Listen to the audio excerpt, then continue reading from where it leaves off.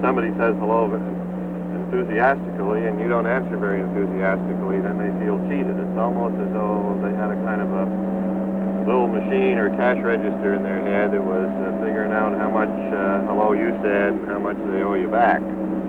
So that's why we call it a transaction, is because if A says something and B answers, then they're both getting something out of it, or they wouldn't bother to say it. In other words, the basic question of all social interchanges between people is, why do people talk to each other? Why do they bother to? And you're constantly evaluating while this is going on and getting something from it. You mean the speakers are evaluating what they get out of it? I think so. They don't really stand there making estimates, but the estimates are made sort of automatically, and people feel disappointed if, pardon me, if they don't get what they want, and they may also be a little curious if they get more than they bargained for. Well, are all interactions transactions? Is this the only way that people spend their time together? Well, we've found that talking about what people can do when they're together in a room, as we would say, or together in a car. How are they going to spend their time? And our explorations indicate that there are just 6 different ways that people can do that. The first way is that they can withdraw from each other. That is, a person may be there in body but not in mind, which is the old Tom Sawyer situation where the boy's in the schoolroom but his mind is out at the old swimming hole, and for all practical purposes he's not in the schoolroom. And that we call withdrawal. That's one thing people can do. The second is what we call rituals. Ritual is a very standardized series of exchanges which doesn't convey any information, but kind of as kind of an act of recognition, like hello, hello, or what's new, or how are things, and looks like rain, like, and it doesn't really, the content of what's said doesn't really mean very much. It's just the fact that the people are recognizing each other, and that's that makes people feel good, and that's healthy. And the answers are all standardized.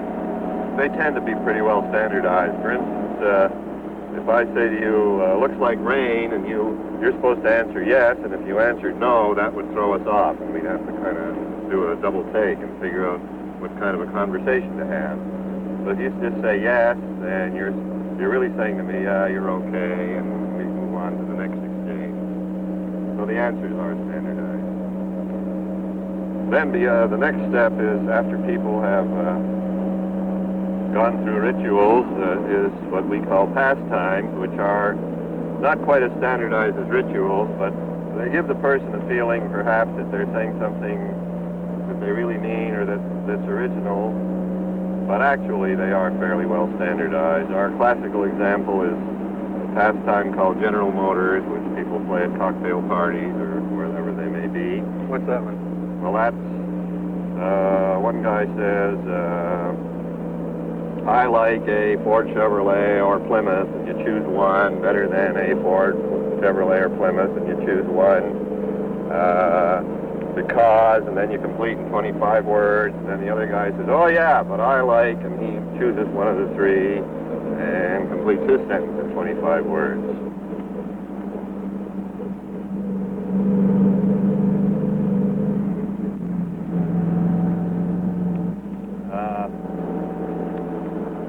There are various pastimes. If you go to a cocktail party, generally the people get off in corners, and in each corner they're playing one pastime. For instance, the young mothers are off in the corner playing what we call PTA, like how do you bring up children. And actually there are 2 kinds of PTA. There's the kind that says, what's the matter with children? And then there's the kind that says, am I a good mother? And usually those 2 kinds don't mix, like they tend to stay in separate corners at the cocktail party. Right. Well, those are what we call pastimes. Nothing really much is happening. It's kind of a polite exchange of opinions. After people play pastimes for a while, they can go off in 2 directions. One would be an activity, what people ordinarily call work. That is, doing arithmetic, talking about factual things, about how to bring up children, for example, building a boat. That's another thing people can do when they're in a room together or in a place together. Or they can go into games. Games is where the action begins. Pastimes are just what they sound like, just a way of filling in the time while you get acquainted with people. But games are real action. People get real satisfactions out of them. Usually the satisfactions are rather odd and possibly even gruesome. They don't sound like satisfactions, but the reason people play games is that they get certain satisfactions from it. Satisfactions are things like guilt feelings, anger, hurt feelings, fear, feelings of inadequacy, and it seems strange that people would want to get those feelings, but they do. After games, the next step would be a game-free relationship, which we call intimacy. People have been trying to define intimacy for really 5,000 years, and I think we've come about as close as anybody. We say intimacy is a game-free, candid, frank relationship. I don't mean by this sexual intimacy, because sex could fit into any of these categories. For instance, as everybody knows, there's ritualistic sex and there's pastime sex. By intimacy, we mean more just the way it's defined, a game-free relationship in which people are talking straight to each other. And that's the best kind, and everybody has a kind of hunger for intimacy. But they're also afraid of it. It's really very scary. And one of the functions of games is to get a degree of intimacy without getting too close. So games are, on the one hand, a barrier against intimacy, because games are kind of underhanded and they're exploiting people, and that's the opposite of intimacy. In intimacy, nobody's exploiting anybody. But on the other hand, games do give a certain kind of closeness, which may be all that most people can stand. Now, the point about these 6 ways of structuring time is, that interests us in our research work, is that as far as we know, those are the only 6 ways there are. For instance, we might say to somebody now, you two have to talk to each other or sit beside each other, and you must have no rituals, no activities, no pastimes, no games, and you mustn't withdraw. And then see what they come up with. And the only thing they can come up with is the 6th one, which is intimacy. So that's one way to get people to get intimate very quickly. And it's also a way to demonstrate how scary intimacy is to most people. Then the 6 ways of structuring time are rituals, pastimes, activities, games, intimacy, and if all else fails, withdrawal.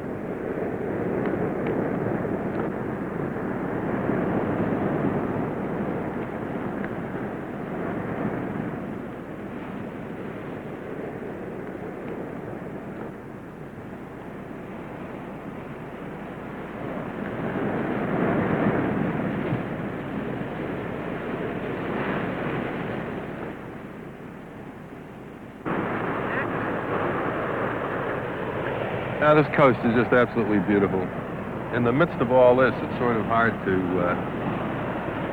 think of all bad games. Is there any such thing as a good game? Well, existentially, all games are bad because they involve a con and they're not straight. But some games seem to end up pretty well for both parties. For instance, the game of Cavalier is one of those, where the man pays the girl extravagant compliments as though he were really interested in her, but what he's really interested in is making the compliments poetic. So he feels good and she feels good, no harm done. Or in the busman's holiday game, where the man says, I'm really over here just on a holiday, but I kind of want to help you with your work, and there's a con there because actually he planned to help the other fellow with his work before he ever started out. So everybody feels pretty good. And I suppose in that sense, those are good games. You use the word con and payoff. Is there a definite structure in every game? Right. The thing that I'm very anxious for get across to you, Dave, is that a game is something very specific. It's not just something that people do over and over. It has to have three characteristics: a con, a gimmick, and a payoff. Now, the con is a kind of a cheating, where the person says, I'm trying to do one thing, but they're really trying to do something else. Just as in the old con game, where the con man would say, I'm here to help you make some money, but he was really there to take the guy's money away. The gimmick is the weakness which makes the other person play the game. For example, in the game of I'm only trying to help you, the person who plays that has a weakness for helping people. And so if you want to con them, you have to say, I need help, and then you got them hooked. That's the gimmick that you hook them with. And the payoff is the feelings that people get out of playing the game. We call those trading stamps. For instance, in the good games I described, we would say both parties got gold trading stamps. That is, they both felt good. In most games, the object is to get a bad feeling, oddly enough. It sounds like a weird thing to say, but that's what people play games for, is to get a bad feeling, like guilt or inadequacy or hurt feelings, and we call that a dirty brown trading stamp. That's their payoff. Some payoffs are pretty gruesome. Suicide, alcoholism. Is there anything that transactional analysis can do, say in the case of alcoholism? Well, we have a lot of our people who work in alcoholic clinics or clinics where they treat alcoholics, and we think we're really doing something rather interesting there. One of our aims, for example, is to cure the alcoholic so that if he wants to, he can drink socially. We don't say he has to drink socially, but the real cure would be, of an alcoholic, would be where the individual can drink socially, and we have many cases like that, I would say. What happens when you have a case of an alcoholic, for instance? Obviously, something is behind the alcoholism. What happens when you take his game away? Well, he has to find something else to do. That's what the problem that particularly so-called alcoholics run into is if they stop drinking, then they don't know what else to do, and they have an awful time filling their day in with things that interest them. They have a hard time finding action because they used to get their action from whatever happened while they were drinking. How do you know that an alcoholic is cured, for instance? When he stops drinking, a cured alcoholic is like anyone who's cured of playing games. The games are like a lot of trash in people's minds, and if they can get rid of those, we hope they come out fresh and they start seeing things again, maybe things they haven't seen since they were children, like ocean, birds, trees, and we're not, of course, sure that that's actually what happens, but that's what our contract is essentially. But if you get rid of the games and come on straight, you'll get better. And so far, it seems to work.